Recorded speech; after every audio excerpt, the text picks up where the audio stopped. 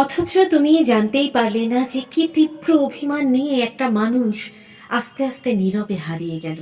জানতেই পারলে না যে ভীষণভাবে থাকতে থাকতে নেই হয়ে যাওয়াটা ঠিক কতটা কষ্টের।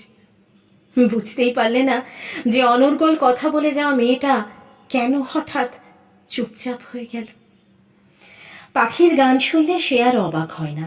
পথের পাশে ফুটে থাকা ফুল এখন তার আর চোখেই পড়ে না। পায়ে পায়ে ঘুরঘুর করা বিড়াল কুকুরের বাচ্চা দেখলে দায়িত্বটুকুই সেরে নেয় এখন সে, আহ্লাদ করে না। চোখে কাজল পড়ে না, কপালে টিপ আঁকে না, মাথার চুলগুলো উড়িয়ে দেয় না হাওয়ায়। এখন তার স্বভাবে অনেক গাম্ভীর্য এসেছে। প্রয়োজনের অতিরিক্ত একটা কথাও সে এখন বলে না।